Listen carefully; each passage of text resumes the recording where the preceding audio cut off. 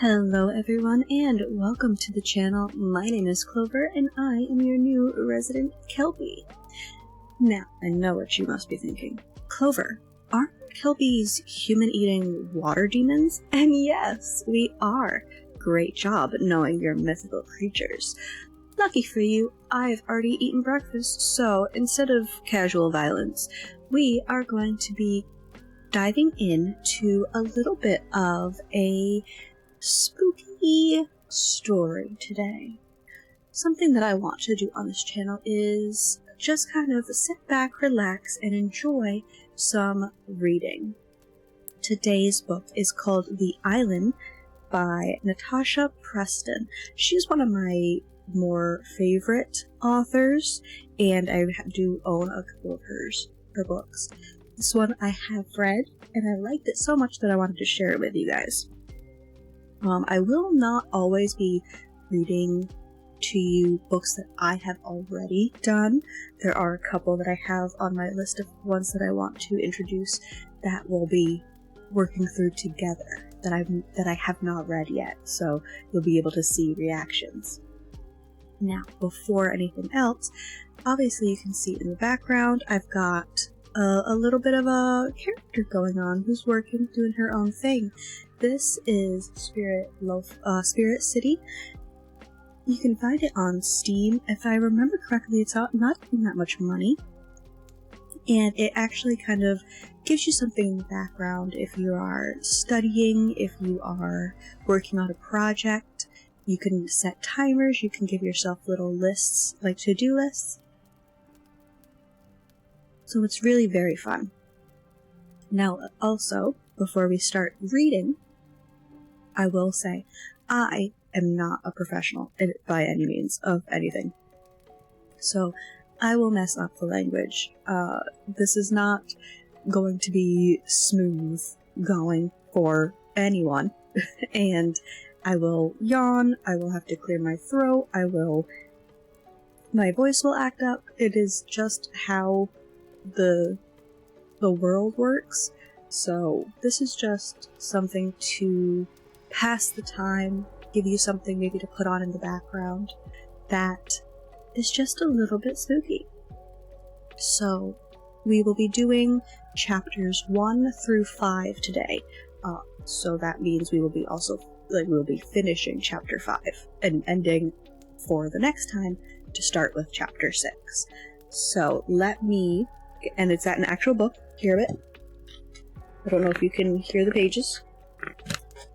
I prefer physical books, but I'm not opposed to digital. It's just my preference, really.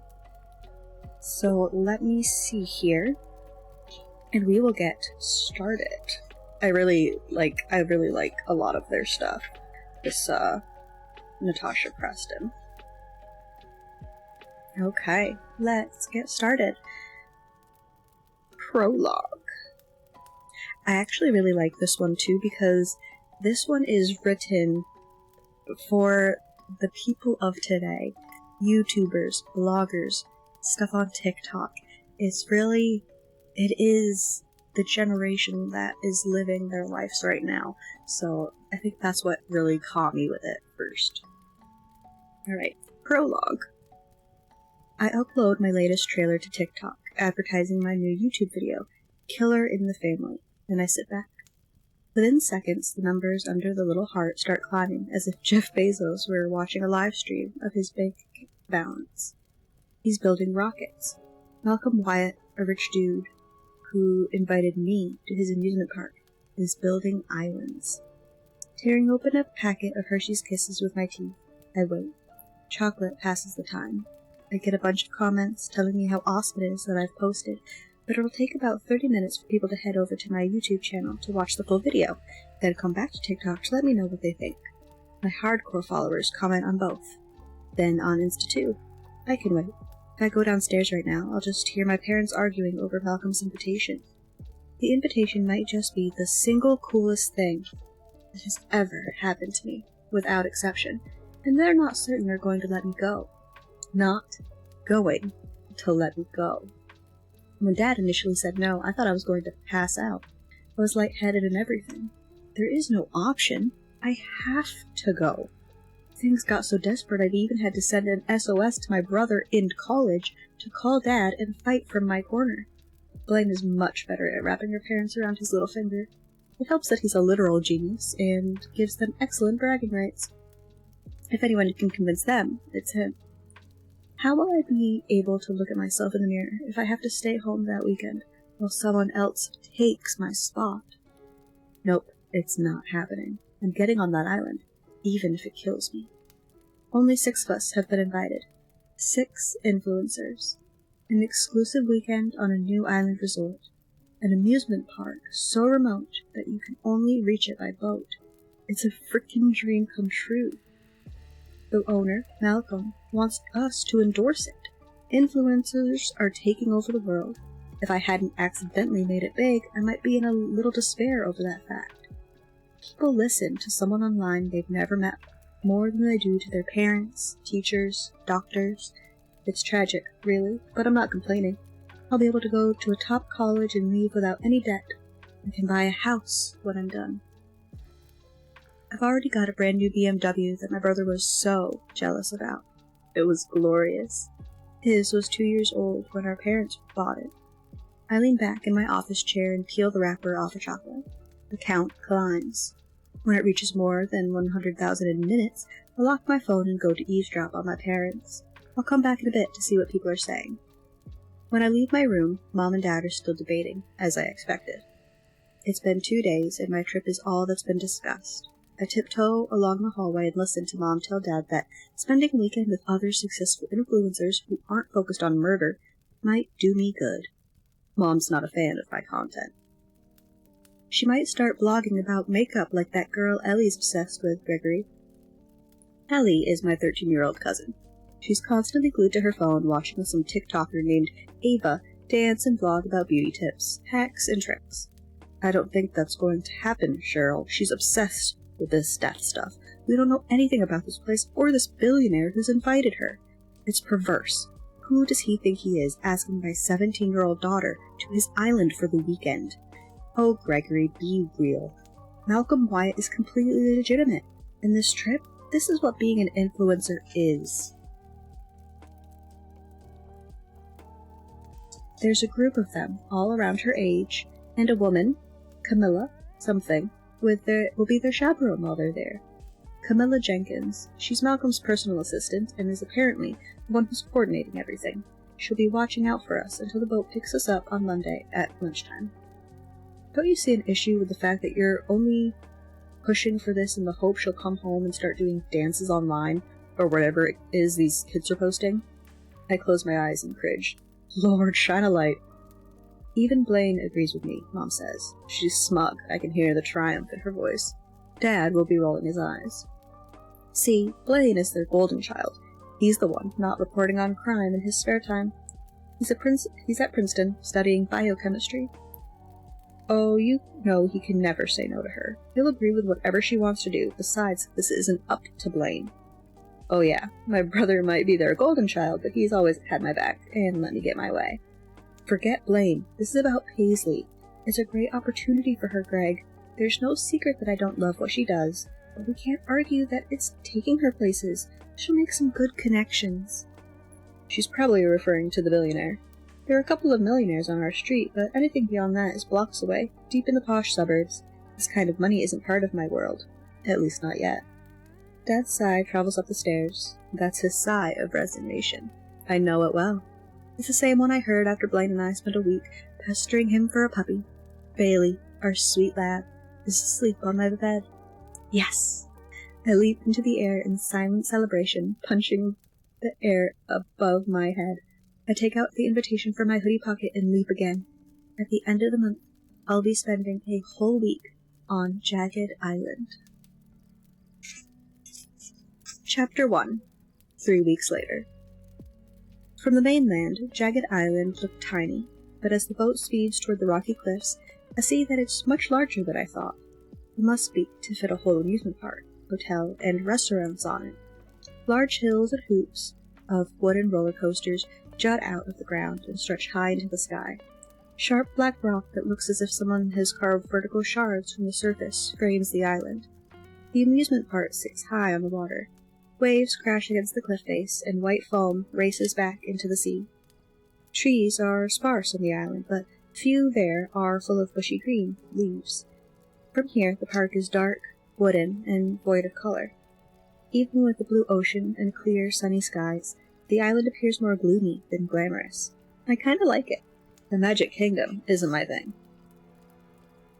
Our boat jumps over choppy water as we hurtle toward the jetty. I grip the side of the boat with my butt as my butt leaves the padded seat I'm trying to sit on. "This looks creepy as hell," Ava says. Ava, as in beautiful Ava, the TikTok girl who my cousin is obsessed with and who my parents want me to be more like. Absolutely not going to happen. Before I left, Ellie made me promise to ask for her autograph, but so far, Ava's been a total brat. Her contoured face twists in disgust as she stares at the island. Her glossy blonde ponytail whips behind her in the wind. She's as sharp as in her videos, savagely rating brands that don't line up to her expectations. Her reputation for brutal honesty gets her a lot of attention. Here, it might just get her hated. We're not her followers. When we arrived at the harbor, she dragged 3 large, bright pink suitcases on board the boat and acted offended when Gibson, our rather hot driver, questioned if she needed it at all. I'm trying to not judge her too harshly, but she's referred to Gibson as the help twice, and we've only been on the boat for 15 minutes. He looks ready to throw her overboard. "Nah, this looks awesome," Liam replies. Liam is a gamer, though from his appearance and muscular physique, he seems more like a jock. He has a dominant personality and perfectly styled brown hair. I focused on him straight away. It's hard not to. His YouTube channel is massive, and he's TikTok famous. His TikTok has exploded. He's a big fan of any game with violence, and hits back at negative comments in the way a jock would, with complete and utter annihilation of his opponents. He's gorgeous, and probably wouldn't give me the time of day if we went to the same high school. "No," Ava says more forcefully, "it's creepy. Who's going to look at an ad for this place and want to come here? Besides goths, freaks, and serial killers." I wonder how much trouble I'd get in if I shoved her into the water. I doubt Gibson would care. James wraps his arm around her shoulder. "I'll look after you. It won't be the rough sea that makes me hurl." Ava smiles up at him with her flawless, bat-winged eyes. James is a movie buff. He reviews them, makes them, dissects the continuity, and rarely rates anything higher than 3 stars. His only 5-star review last year was for Squid Game. He's tall and on the skinnier side, but you can tell he works out between all that movie watching. He has striking features. His jaw is square, his eyes are very dark blue, and his hair is blonde and curly. He's the only guy wearing aftershave. It's strong, woody, and he makes Ava giggle a lot. I don't know what she was expecting. The invitation was black, with intricate red and gold gargoyles etched into it, all gothic and perfect and authentic. The aesthetic is so on brand for me. A couple of days ago, I covered the tragic, historic story of 5-year-old Maggie, who was murdered at the Rocky Point amusement park in Rhode Island. It created a buzz among my followers. Half of them are saying a private island is the perfect place for murder, and the other half thinks I'm crazy to say somewhere I can't leave immediately if I want to. It's only perfect if no one but you and your victims know you're there. I'm sure I'll find an edge to the resort. The gothic vibe will help. We're almost there now. I have to tip my head up to see the island. A few birds circle above like they're searching for prey. This weekend we get to check out the park, spend time on the rides, and hang out at the hotel spa and pool.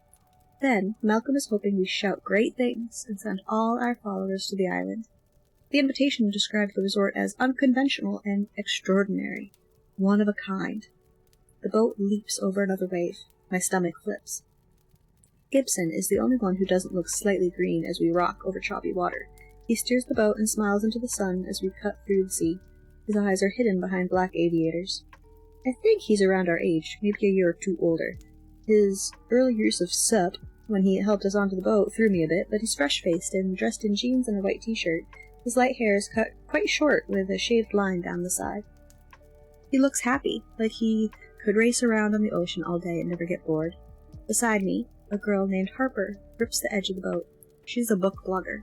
She reads at least 1 book a day and posts so much on TikTok I can't keep up with her. But her views are awesome, and we had a short conversation a few months ago when she raved about a true crime novel that I later devoured. Her skin is dark, and her afro is tied on top of her head. She smiles at me with her blood-red lips and pulls a well-read thriller paperback out of her bag with her free hand. The pages are so curled at the edges that it's not a surprise she doesn't mind the odd splash of water on the cover. I'm not convinced reading's going to help her nausea. It's funny, Harper says. I've swam almost every day of my life.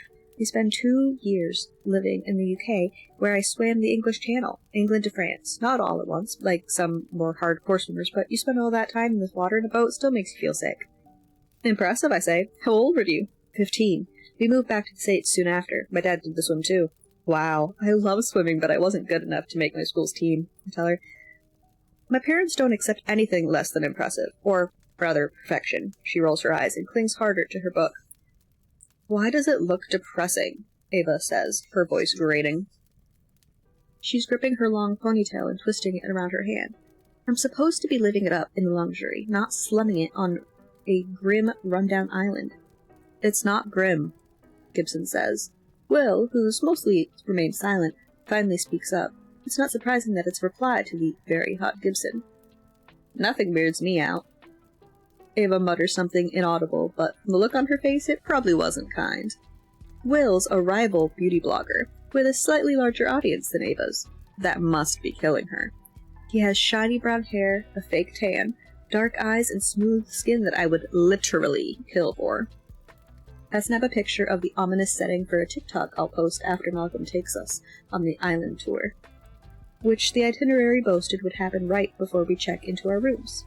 The top of the hotel comes into view. Constructed from stone with sharp points, 2 turrets, and carved gargoyles, the hotel is stunning. The 6 of us get it all to ourselves for a long weekend. We hit the jackpot. Each of us has more than 500,000 followers. Liam is at 499,900, so he'll be joining us soon, probably by the end of the weekend. The second I found out who else was coming, I did my research. I'm probably most like Harper and Liam. Though we're for multi-families, our follower counts are higher than our bank balances. So, is this rich dude a psycho or something? Will asks casually. Ignoring the strong urge to push him off the boat too, I reply, just because he appreciates Gothic architecture doesn't mean there's something wrong with him. He flashes his fluorescent white teeth. Of course not, crime girl. He's done his homework too. If I wanted to be petty, I would tell him his foundation doesn't match his skin color. But 1, I'm not petty, and 2, it's as perfect a match as Blake Lively and Ryan Reynolds. Instead, I look away. It's not the first time someone has insinuated that I'm strange. My mom regularly tells me to blog about something else. You're too cute and friendly to cover such a dark topic, Paisley. As if you needed to be hideous with boils all over your face and a missing front tooth to report on a crime. Newsflash, plenty of serial killers are good-looking and act friendly. There is no type. Gibson slows the boat and throws a rope to a man on the jetty who's so gorgeous he doesn't look real. This is a resort for wealthy and beautiful people. Welcome to Jagged Island, says the man, easily catching the rope. I'm Reeve, head of maintenance. You'll see me more this weekend since the island is running a skeleton crew until we open to the public. Reeve is tall with dark skin, and his muscles have muscles. He has the darkest eyes I've ever seen in my life, and cheekbones so sharp they could cut through steel. He's sort of a slightly older version of my ex-boyfriend, but I won't hold that against him. Thanks, I say as he helps me off the boat. He gives me a Hollywood-worthy smile, and I trip over my own feet. Smooth.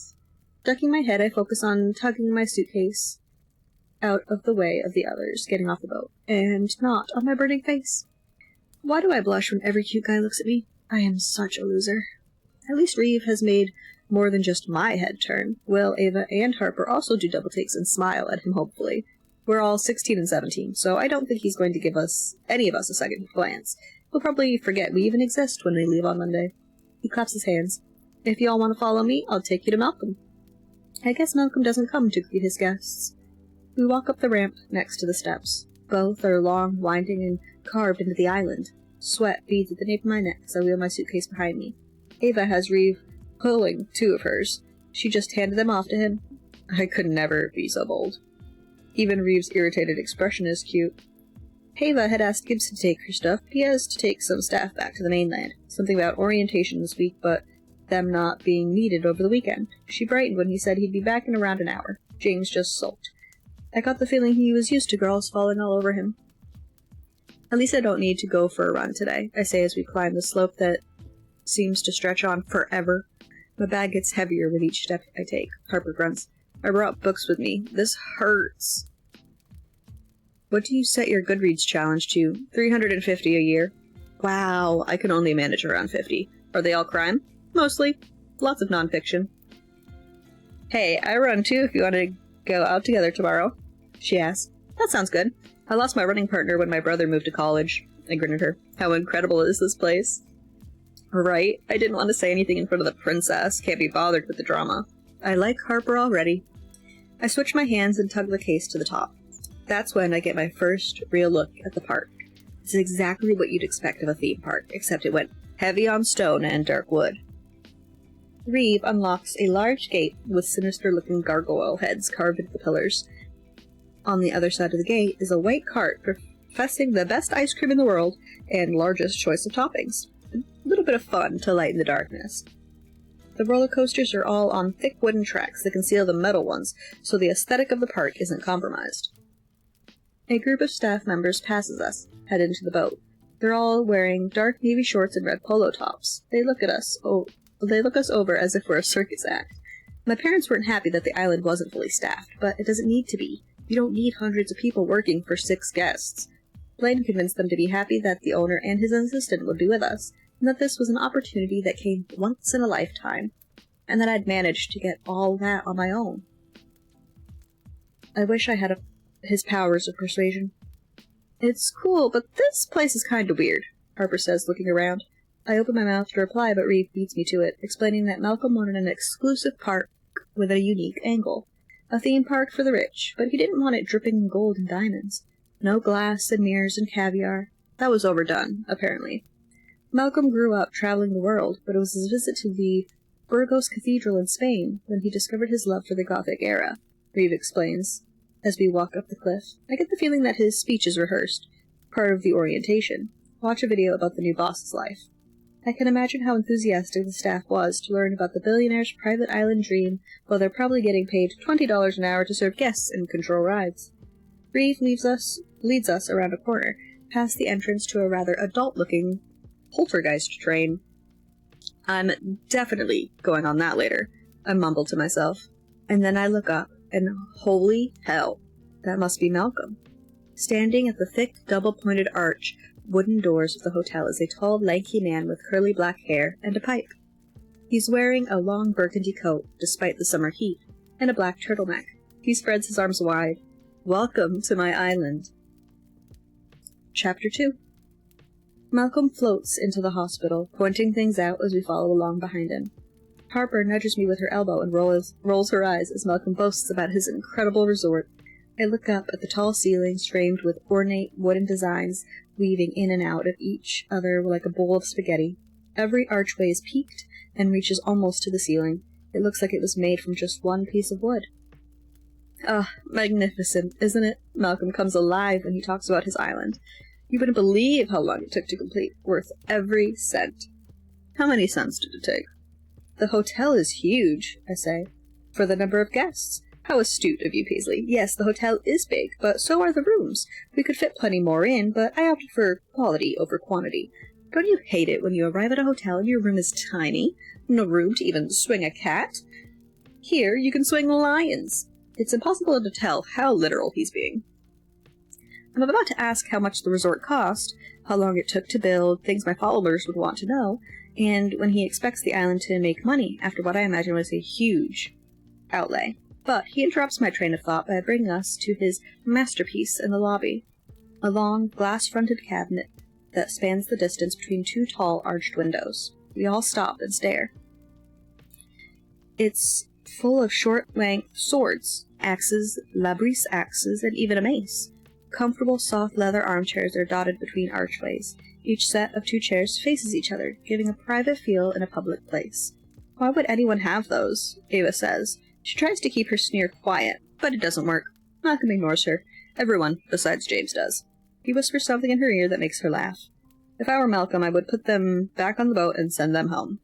Are these weapons real? I ask. James pushes past me and Harper. Can we take them out? Absolutely not, Malcolm replies. His tone is scolding, but James isn't fazed. Nothing about him makes me think that he listens when much to authority. Liam steps up close and smiles at me, and my face flushes, before addressing Malcolm. So, are they real? Unfortunately, no. A few of the sorts are, but most of what you see here I've had made. They're authentic to the era and work just as they would have been, though. So they're real enough, which I'm sure he paid an eye-watering sum for. What's the fascination with all this stuff? I thought you built a luxury resort on a luxury island, Ava asks, raising her eyebrows. Malcolm looks at her, his eyes unreadable. Well, young lady, how many resorts have you been to like mine? None. Her reply is another ugly sneer.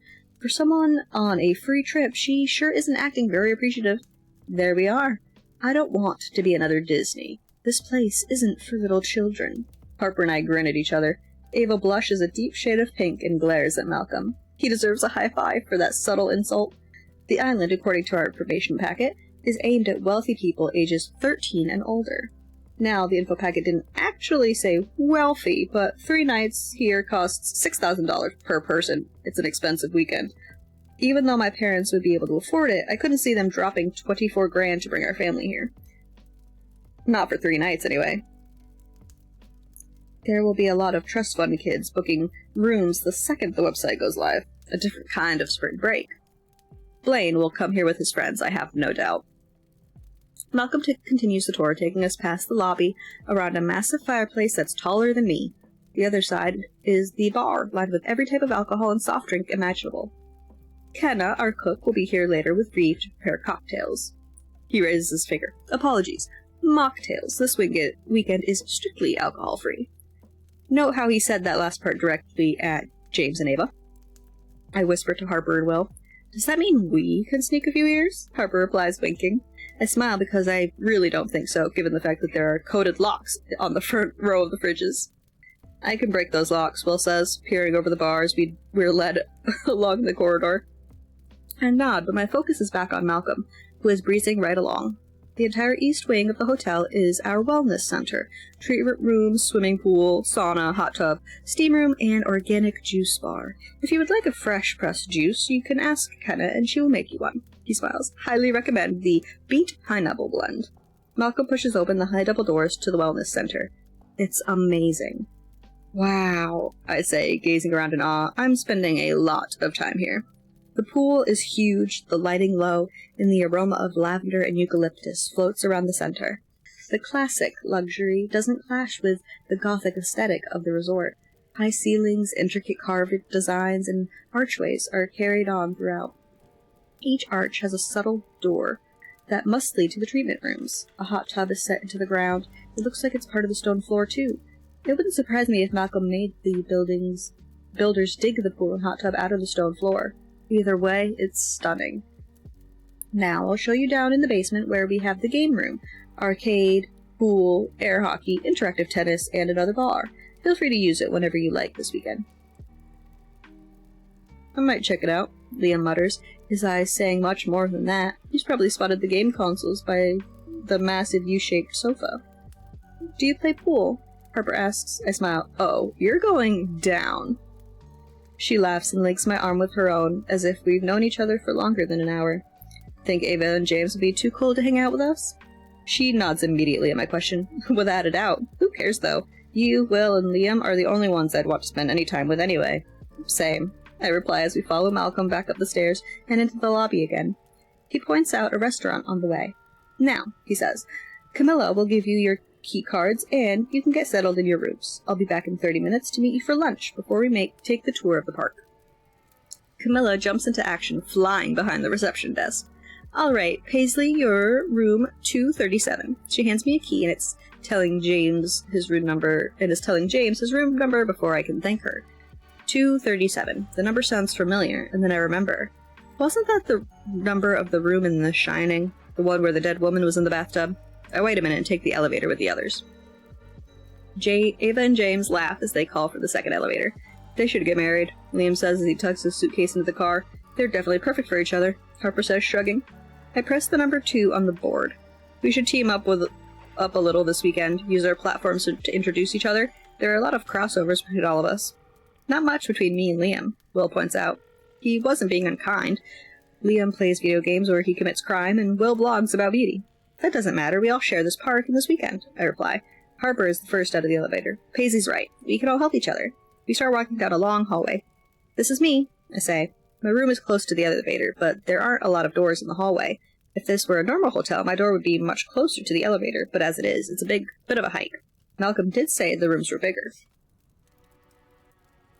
See you downstairs in 30, Harper says, skipping ahead to her room. She's in 239, next door. The boys are farther down. I unlock my door and step inside, parking my suitcase next to the wall. Whoa. My room is sick. It's a large suite. To my left is a marble bathroom with 2 sinks, a round black bathtub, and a double shower. There's a mirror spanning the length of the wall and a TV set into it. I'd never get out on time if I turned that on. I continue into the room past a wall of wardrobes and large mirror. In the main room is a sofa, table and chairs, large TV, and mini fridge. I poke my head around to the door to the bedroom. A massive 4-poster emperor bed takes up most of the space. The floor is dark wood with a large soft rug with a gold and red twisty pattern. There's a slight scent of lemon and something else I can't name, but it smells rich. How much did all this cost? I know Malcolm's net worth thanks to the internet, but I don't have any idea how much it took to build this. The island cost close to $10 million when Malcolm purchased it a few years ago. Back then it was just rock and dirt and trees. I walk around my suite with the 4-poster empire bed and black bathtub. In the main area is a wide window. The peaked archways continue, spanning the height of the room, and house large panes of large panes of glass. English language. Stepping forward, I peer out the window. From here, I can see half the jetty and a lot of the ocean. I texted my mom when we arrived. Now, I snap a few pictures and text them to my family. Mom, wow, that hotel looks amazing, but also strange? Paisley, it's 16th century Gothic, Mom. Blaine, surely you recognize it from your era. I chuckle. Is my brother looking to ditch his golden child act? I'll happily take over the throne. It'd be much easier not to have to go through a middleman to get what I want. Mom, you can do your own laundry when you're back home. Paisley, we're going to ride the coasters now. I'll check in later. Love you all. I toss my phone on the bed and start to unpack my suitcase. I packed pretty light, so once everything that needs to be hung up I decide to go on Instagram and post a quick video with the gargoyles carved into the bedpost in the background. The comments are unanimous. My followers think the island is haunted. I'm leaving the bathroom light on. If anyone's in the bathtub, I'll freak. Chapter 3. I saw your video, Harper says. I just posted one too. Our followers have reached the same conclusion. I sit down on a plush chair in the lobby. We're the only ones down here so far. Both of us are impatient for the rise. The haunted thing? I ask. Yeah, some comments on mine are even telling me to leave now. I laugh. That's slightly over the top. There's nothing paranormal here. She shrugged one shoulder. You never know. Really? Do you believe in ghosts? She takes a second to think about it. I'm undecided. I've never witnessed anything spooky, but that doesn't mean it's not out there. I do know that I will never mess with a Ouija board. What about you? A shiver runs the length of my spine. I don't believe in ghosts. There are enough monsters in human flesh. I think I would go crazy if I started to believe that there are some I can't see too. Does blogging about murder mess with your mind? The active cases do more than ones that have been resolved. It's still super sick what people do to each other, but it's easier to detach when it's something that happened years ago. That sounds kind of wrong. Death is death, but that's how I feel. And there is no way anyone can learn all the gruesome details about a murder and have it not bother them. Unless you're the one committing those crimes, of course. I get that, Harper nods. And it wasn't your brand, but I loved all your Britney stuff. Her family is... She trails off, shaking her head. The Britney posts brought a lot of new followers, but my murder stuff is what keeps people watching. Everyone loves a good killer. I roll my eyes. Not that I'm judging. I've been fascinated since I was about 13. Harper raises an eyebrow. What happened when you were 13? The one case I will never cover. The one that kept me awake, hidden under my blanket after my parents went to sleep, trawling articles online about the murder. It was close to home, and my parents didn't want me to hear anything about it. but I live in a small town, and it was always going to get around. I clear my throat. This has never been an easy one to talk about, and it's why I'd never cover it. Did you ever hear about Eliana Delaney? Harper shakes her head. No. Who is she? Eliana was my neighbor. I was 11 and she was 8, so we didn't hang out.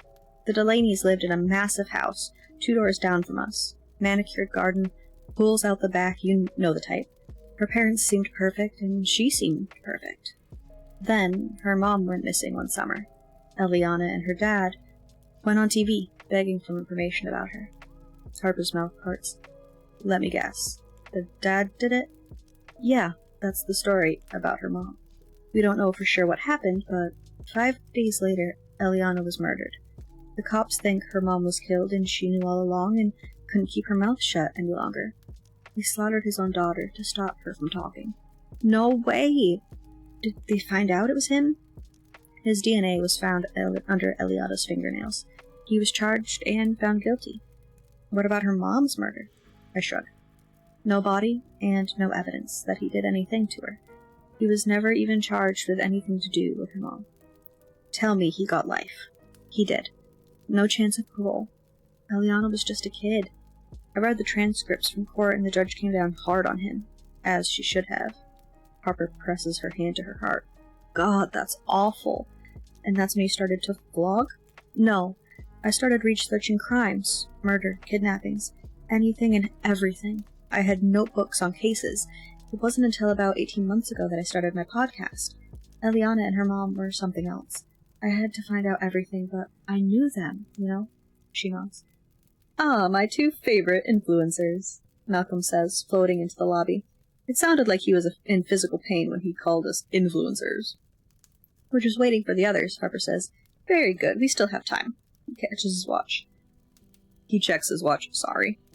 You're welcome to go through to the dining room. Camilla is already there with drinks. I stand. Thanks. Harper and I head into the hotel restaurant. We're the only ones here, which feels a little weird. But the good thing is our food doesn't take long. I opt for a cheeseburger and fries with ice cream for dessert. Harper gets a chicken Caesar wrap and a fruit cup. Everything is served in white china plates rimmed with silver, and our drinks are in heavy crystal goblets. After lunch, we head out into the park. There's a gate separating the hotel and courtyard from the amusement park. For insurance purposes, I suspect. This is awesome! Harper nudges my arm, her dark eyes sparkling in the sun as the others appear. Where to first, Paisley? Reeve is waiting and smiles at us. Who's coming with me? Me. Absolutely. Harper, Will, Liam and I volunteer to go with Reeve. Gibson is the unlucky one, stuck with Ava and James now that he's back from the mainland. Haunted house, I say. I need that. It's always the first ride I go on when I'm at a park. All right, Reeve replies. We're all coming with you, Gibson says, slapping Reeve on the back. I'll throw myself off the cliff if I have to spend the day with those 2. The rest of us laugh while Ava and James make out under one of the live oak trees. Reeve thumps Gibson's arm. I get you, man. How scary is it? I ask, as we walk along the dark asphalt, passing entrances to a roller coaster and drop tower. You'll see, Reeve says, winking. Since we're the only guests in the park, we won't have to wait in any lines. Each ride has an attendant at the ready in case we decide we want to try it out. Everything is made from wood and stone and has a similar Gothic carved design. All natural material likely sourced from the island itself. There's so much to see. Intricately carved buildings and benches, signs that are hand-painted, beautiful gardens filled with burgundy tulips, and covered walkways. I'm never leaving this park, ever. After 4 hours of riding and rewriting almost all the thrill rides, we all seem to drift apart to different areas of the park. Will is doing a video with the gargoyles by the entrance. Liam says he's going to catch up with Gibson, Ava, and James, who are heading toward the log flume. I have so much footage. We've barely covered half the park since we've all stopped about 1,000 times to take photos, selfies, and videos. Reeve takes me and Ava under a shelter, and we board a dark train carriage. The seats are in 2s, so Harper and I head for the first one. Enjoy, Reeve says as the ride attendant, a young woman with glasses and long black hair, presses a couple buttons. We catch a glimpse of him grinning at me before we disappear past a black sleep sheet. Harper tugs the bar lower into our laps. The metal digs against my thighs. I don't think we're going to go upside down. I've never been at a park without knowing a little something about the rides. This is all uncharted territory. We're some of the first people ever to ride these rides. Can you guarantee that here, though? She asks, arching a dark brow. Fair point, but we'd have a harness if that was the case. The train rolls noisily on the tracks and wobbles slightly as if it's been used every day for 100 years. Harper tightens her grip on the bar as we descend into darkness. The car rocks again as we slowly make our way without even a sliver of light. I blink, but I can't see a thing. My heart beats faster with every second of nothing. The only other sound I can hear is Harper's breathing. We swing sharply around a corner and I gasp. If we'd been going any faster, I might have bumped into Harper. It smells like wood and rubber. Paisley, Harper whispers. She sounds scared. I squeeze her arm. How long have you been in here in the pitch black? A low hiss, like an aerosol can, cuts through the tunnel and something tickles my face. It's cold and unscented, but loud. Harper and I both jump and shout at the same time. What the hell was that? Air, I reply, ducking my head. It's okay. This is all very creepy and too subtle, the calm before the storm. Above us, something drops from the ceiling with an animalistic squeal. This time Harper and I do more than shout. We scream louder than the hideous gargoyle-looking thing as it's illuminated by a soft blue glow that accentuates its sprinkled features and large eyes. Harper and I laugh. My heart, I say, sitting straight again. We don't have any time to recover before something else pops out from the wall. We get no break as another terrifying creature launches itself toward us. I leap over to Harper's side of the car and she laughs her ass off. Low lighting glows all around us, making it even harder to see than before, and some birds drop from the ceiling, hanging far too close to our heads for my liking. Harper ducks. Are those bats? I look up and strain my eyes. Blackbirds, I think, I reply. The ride creaks loudly and people spring out from nowhere again. We both laugh and huddle together in the middle of the car. Harper points one of them out, a creepy-looking hunched-over old man with no teeth. Air sprays from above him, making us both jump again. I scream when something touches my shoulder. Spinning around, I see nothing but the shadows of birds cascading on the walls. We then finally poke back out of another sheet and we're in the daylight again. Oh my god, Harper says. That was awesome! Yeah, I reply, looking over my shoulder. Something touch you in there? What? The ride comes to a stop and Reeve looks up, laughing at what I assume were mine and Harper's squeals. Back there, near the end, I thought something touched my shoulder. It was probably just the air. I felt it on my face. The bar rises up and I step out of the car, Harper behind me. Yeah, probably. Only it felt very much like a hand. Chapter 4. Will and I are the only ones not drinking whatever mocktails Jenna, Jagged Island Chef, and Reeve have made. They all smell far too sweet, like cotton candy on speed. Gross. So we're drinking water. Will, sparkling, and me, still. Harper and Liam are drinking the mocktails. Liam said he needs the sugar hit after a busy day. Harper says she usually eats and drinks a strictly healthy diet thanks to her doctor parents, so while she's here without them, she's living it up. If she's not used to a ton of sugar, she probably won't sleep at all tonight. After a day in the park, we've reconvened at the hotel restaurant, where we just finished an amazing meal of jerk chicken, coconut rice, potato salad, and cake. I don't know how anyone has room for another drink. I've listened to some of your podcasts, Will says next to me. Found myself more interested than I probably should have been. I'll take that as a compliment. If you're not interested in murder, why did you listen? I ask. He grins. I checked everyone out when Camilla sent the list of attendees. Ah, I said, nodding. I did the same. I like your eyebrows, he tells me, and I think that's the highest compliment from people in the beauty world. Thanks, I followed one of your tutorials. Makeup isn't something I've ever been good at, and I don't have the energy to do all that contouring crap that confuses your photo's Face ID, but Will posted a video for a quick, everyday look that only takes me 10 minutes. That I can do. Besides, if I don't wear anything, I look too much like my brother. You're alright, you know, Angel. Angel is what Will calls people in his videos. The ones who do their makeup along with him, or fans he does shout-outs to. Somehow, he doesn't sound patronizing. What do you think of the park now that we've seen it all? I ask him. Well, when I heard Malcolm was a billionaire who built an exclusive park in a remote island, I kinda thought we'd be in for some sort of modern luxury heaven, he shrugs. As opposed to this luxury hell? He laughs. Well, kind of.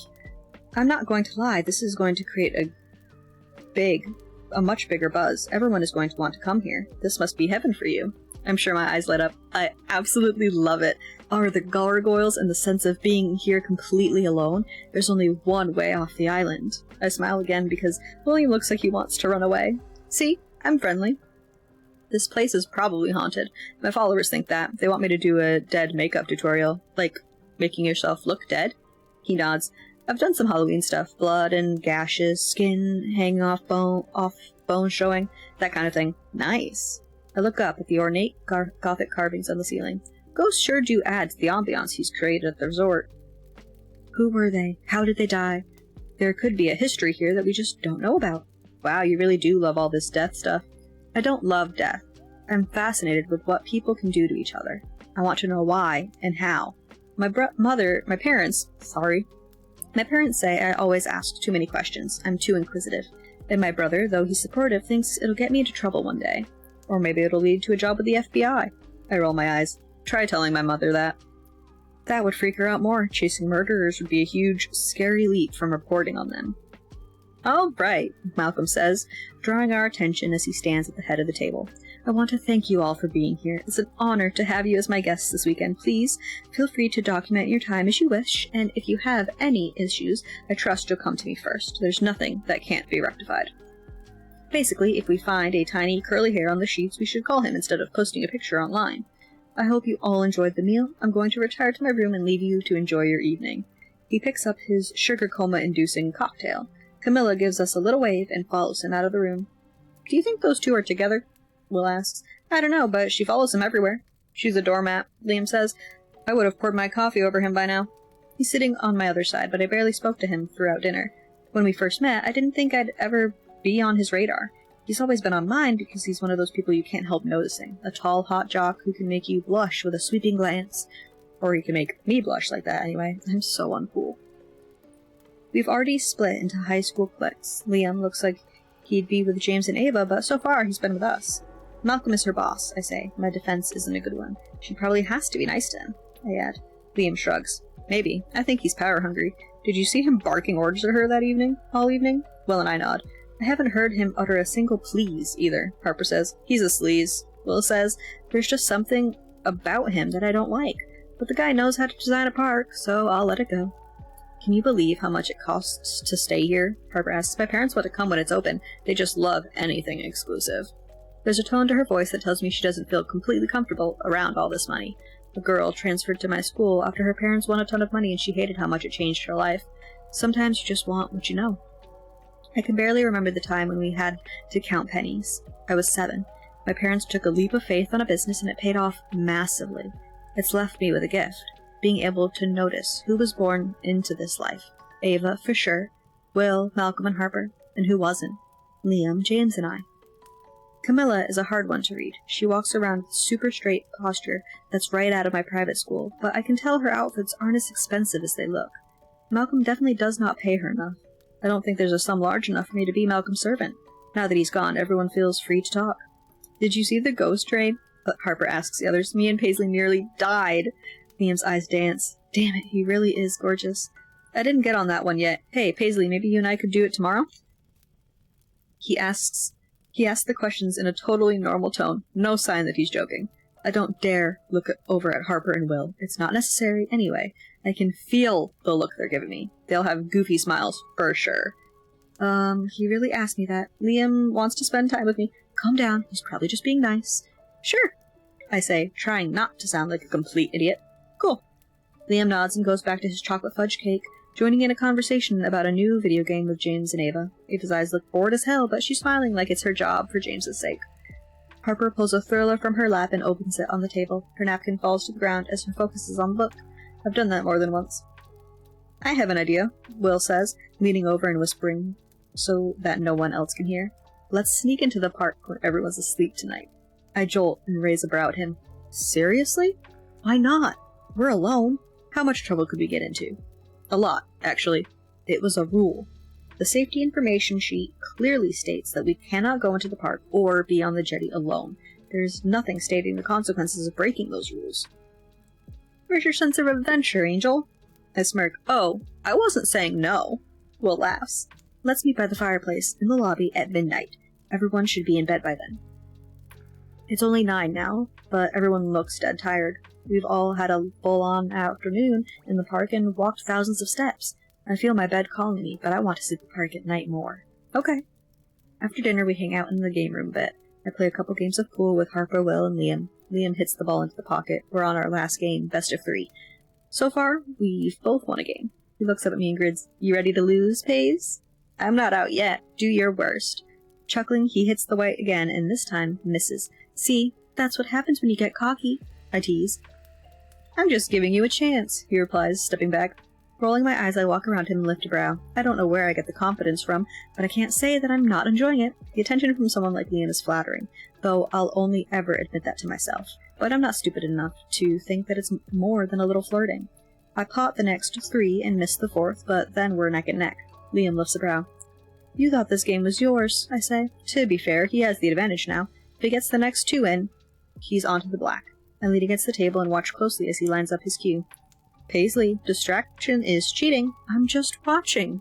Sure you are. Why would me standing here be a distraction? I'm not giving that a second thought. Nope, don't think. Liam hits the ball, but misses. He looks up, playfully scowling. My turn. He watches with crossed arms as I win the game. Fine, he says. Well done. How hard was that to say? Laughing, he replies, Very. I think everyone is splitting. Stifling a yawn, I say, yeah, I should get to bed. We all drift up to our rooms at the same time. There are a lot of videos about to be uploaded on TikTok, as we all will probably try to get content out there. I have footage from dinner and playing pool, but I haven't had time to post. I say goodnight to Liam and Will, whose rooms are past mine, and go to get ready for bed. Well, that's what I should be doing. In an hour, Will and I are sneaking out. I spend the time messaging my parents and Blaine, telling them that I'm safe and having the best time. I send a few more pictures, but only my brother gets the torture equipment ones. 10 minutes before midnight, I can't wait any longer. Opening my door quietly, I slip out and tiptoe along the hallway. Will might be early as well. I can't wait to see what the park looks like at night. Will is only a few doors up, but I'm not going to knock. We might be caught, and he told me to meet him by the fireplace. I take the stairs and try not to let the complete silence freak me out. The lights are turned down low, a soft orange. It would be comforting if it wasn't for the grotesque characters carved into the ceiling staring at me, watching my every move. I slide through the door and into the lobby. My Converse-clad feet are light on the dark stone floor. The only real noise I can hear is my own breathing. Along the far wall of the lobby, the medieval weapons shine against the artificial light in the case. One catches my eye and I walk up to it to get a better look. It's a crescent-shaped weapon that looks sharp enough to take off a head in one swing. The craftsmanship is phenomenal. A second thing catches my eye. Wait a second. Maybe I just missed it before, but there are 2 sets of hooks along the large knife section of the cabinet that aren't holding anything. I guess Malcolm's collection isn't complete yet. Chapter 5. The lobby feels too quiet, particularly when you're alone with a bunch of medieval weapons.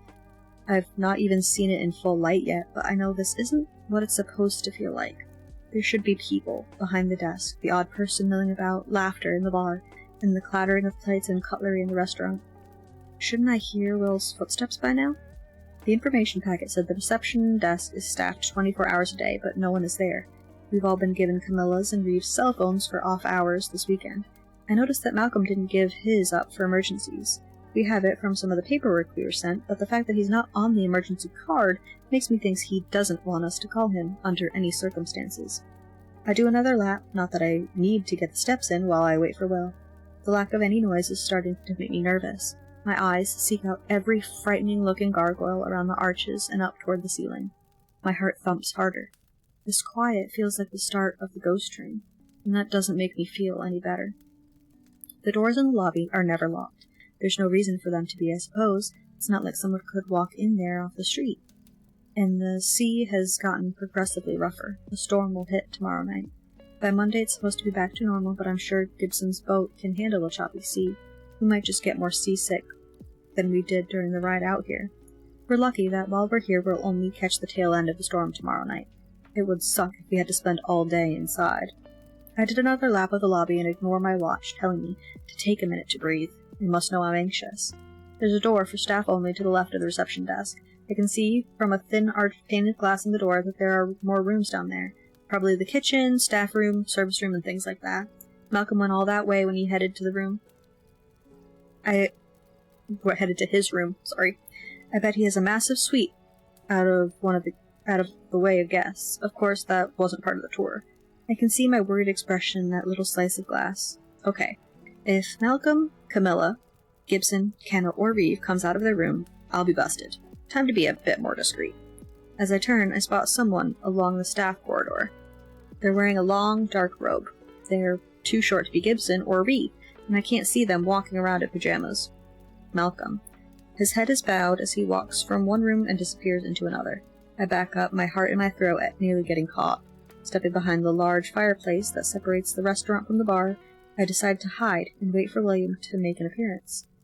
This is all over if I'm caught. I can't believe I was doing laps as if I'm damn invisible. Not that anyone seems to be awake.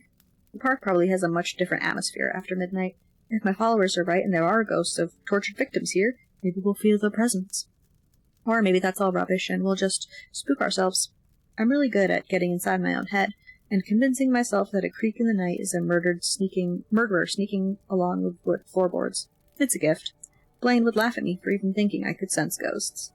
I check my watch for the millionth time. The first thing I notice is that I've walked 14,000 steps today. No wonder I'm being told to take a calming breath. And the second thing I notice is that Will is currently 7 minutes late. Unusual, since he told me he's always on time. This was his idea, and he's the one leaving me hanging. I walked the length of the fireplace. Once, twice, 3 times. The opening is taller than me. I could walk right through it without ducking if a bucket of chopped wood wasn't in the way. Come on, Will. After another 10 minutes, I figure he's probably fallen asleep. Will's not coming, and I have a choice to make. What I should do is go up to my room, but if I don't go out there, I might not get to see the park late at night. Liam might be up for sneaking out with me, but tomorrow night the storm hits, and then there's only Sunday night left. The last time I left something until the last minute, I got a C, and my parents acted like I ripped up the test and spat at the teacher, so I'm going for it. Before I can change my mind, I step around the fireplace and walk straight out the door, without looking back. My skin prickles as the cool air hits my bare arms. The temperature has dropped a lot, but it's not unbearable. It'd still be hot at home, but there's not a lot of protection from the elements on this little island. I peer around the corner of the hotel. It's dark out, but the sky is clear. Thousands of stars sparkle above my head. Some of the tracks from the coasters on the other side of the park have disappeared into the dark. What else could be hiding in the dark? Nope, don't think of that. I briskly move toward the park. I walk past the poltergeist train, step over the tracks, and try the door. It rattles as I tug it, but it doesn't budge. Locked. Good call, really. Maybe I could convince Reeve to bring me out here at night, but by the looks of it, he has a key to practically every lock on this island. Walking through the tunnel would be awesome. I could get up close and personal to that ghastly-looking killer who jumped out of the wall and made me scream. I would love to whack him. A shiver rolls down my spine and I let go of the handle. Big mistake. It creeped me out before, and I was with someone during the daylight hours. The purpose of the thing I felt was just a gust of wind. A few blasts hit us along the ride, and so that's not impossible, but this was different. I felt fingers curl around my shoulder. It was only a second, but it was there. I know I didn't just imagine it. One of the horrible characters that pops out could have a curled hand designed to make people think a person was grabbing them. It's a good and effective trick. Blaine would laugh his ass off if he knew I was skipping walking ghost train because I'm paranoid. He'll never know about this. I take my phone in my pocket and snap a few pictures of the park at night as I walk away from the ghost train. A gust of wind sweeps my hair in front of my face, and I don't know why I jolt like I've been seen because there's no one else out here. Damn it, I'm so over wind. Looking over my shoulder, all I see are rides and darkness. Being alone in the dark already has me paranoid, and I've only been out here for 5 minutes. I'll be certifiable in an hour. Note to self, don't stay out longer than an hour. The live oak trees lean to the side. The stupid wind is picking up a little more. We're too high up from the sea to get wet from the spray, but I bet it would be different if a storm rolled in. I guess I'll find out tomorrow night. Malcolm must have something in place for that. No one would want to come here if you were constantly drenched. I'm kind of looking forward to the storm. I'll be snuggled safely in the hotel and watching the rain from the window. Footage of a storm will create an awesome atmosphere for my videos, too. Large gray clouds begin to circle the island above me. I watch as they roll in and steal the stars away. The sound of the ocean crashing against the cliff is oddly calming, but also a little warning. I shudder, the skin on my arms bobbling, and look over my shoulder. Is someone there? I open my mouth to call out and instantly decide against it. I'm not supposed to be out. Malcolm was still awake, but why would he come out here? Unless he saw me. But if he did, why wouldn't he call me out for breaking the rules? His rules. No one else is here. If Will had snuck out, he would come to me. If Malcolm was out here, he would scold me. Against my better judgment, I walk toward the jetty. The closer I get to the cliff's edge, the more the air stings my skin. Gibson did say the temperature drops considerably at night, but I didn't expect it to get so cold so soon. It must be 10 degrees cooler than when I stepped outside just minutes ago. There's something beautiful about being here alone at night. The island is quiet and sleeping. I've taken the view of moonlight bouncing and rippling off the ocean. It won't be long until the clouds steal that too. Behind me, something scrapes on the ground. I jolt and spin around. What the hell was that? My heart lurches as I scan the immediate area. Empty. What could that have been? Or who? Hello? I say, mentally kicking myself. Blaine, the guy who doesn't believe in coincidences, ghosts, or anything that science can't back up, would say that there's an explanation for everything. He'd tell me that it was a gate rattling in the wind or a flag flapping. Anything that would put his mind at ease. The world just isn't that easy. Yes, Blaine, that noise could be an axe-wielding murderer who sailed over while we were eating dinner. Someone on Reddit worked out with some mathematical formula that made my brain hurt that statistically we will walk past 36 murderers in our lifetime, give or take, depending on lifestyle. It's quite fascinating in an absolutely frightening way. How many have I been close to already? Have I said thank you to one for opening a door or bumping into one at the mall? I could have served one during my summer job at the Olive Garden. Here's a breadstick to go with your homicide. Sometimes even the briefest encounter could imprint on a killer and they could come after you. A small smile, a simple gesture, could be enough to steal your fate as some crazy's next victim. That kind of murder is rare. Usually victims know their killers personally. But it does happen. Thankfully, there doesn't seem to be anyone here. No Malcolm catching me out at night or murderers wanting to chop off my head. I'm not sure what made the noise, but there is nothing here. It's just me, the wind, and my overactive imagination. It was probably just the rattling of a gate, like my brother would say. Despite the dark vibe of the resort, this is the first time I've actually felt afraid. I'm alone, out of 11 on the island, and I'm as freaked out as that time when I went for a solo run at night. Time to return to the hotel and hopefully convince Will, James, or Reeve to come out with me on Sunday. Or maybe Harper. I'm sure I can trust her. I think more than anyone else on the island, to be fair. We're not supposed to go into the park at night, but I think she was the one asking if we could steal some beers. I turned around and followed the path toward the hotel gate with a gnawing in my stomach. Snapping more pictures, I get a couple of the sea as I retreat. Another gust of wind takes my long hair and blows it in my face, so I'm momentarily blind. It's at that exact moment that a flash of black wisps pass in my peripheral vision. Will? I call. He could have come out to find me and is now having fun. Wouldn't it be hilarious to scare the one fascinated with murder? I'd if I were one in the group, I wouldn't mess with me too. It has to be him. He's the only one who knows I'm out here. Okay, that's funny. You got me, I say, lowering my phone. You can come out now, Will. It's completely silent besides the bed, but I don't feel alone. Clutching my hair in my fist, I glance around. What explanation would my brother have for this? My stomach cramps. A bird. He would tell me it had to have been a bird. Definitely not a person running, and I feel like there's someone else here because I'm freaked out. I spin again, my breath catching in my throat. Will, you've had your fun. I'm going back in now. This was only amusing for 2 seconds. I look over my shoulder. Nothing. Are you coming with me? Will? In the back of my head, a little voice is screaming that it might not be him. But why would anyone else want to scare me? Ava and James, maybe? If Malcolm or one of his staff saw me, I don't think they would walk on and pretend I wasn't there. I feel the first drop of water on my nose as I scan the area, making a note of the places a person could hide. Trash cans, rides, food stalls, to name a few of the places a murderer could be watching me from right now. God, maybe I should take a break from the crime podcasts and blogs. Enough of being ridiculous. It was a bird. I turn my back on the paranoia and walk away. The sky darkens further as the clouds claim it all. My instinct is to look over my shoulder, but I know I'll only sink back into my imagination. The hotel is still deserted, but I feel much safer as I walk through the lobby door. My shoulders slump. I shoot him a quick text. Thanks for standing me up. You missed all the fun. No reply. I'm tempted to go knock on Will's door, so I'll know for sure if that was him out there, but he's between Ava's and Liam's rooms. Knocking could potentially wake up 2 more people, and then I'd need to convince them to not tell on me. Liam would be fine, but it wouldn't surprise me if Ava tried blackmailing me, despite the fact that she sweats money.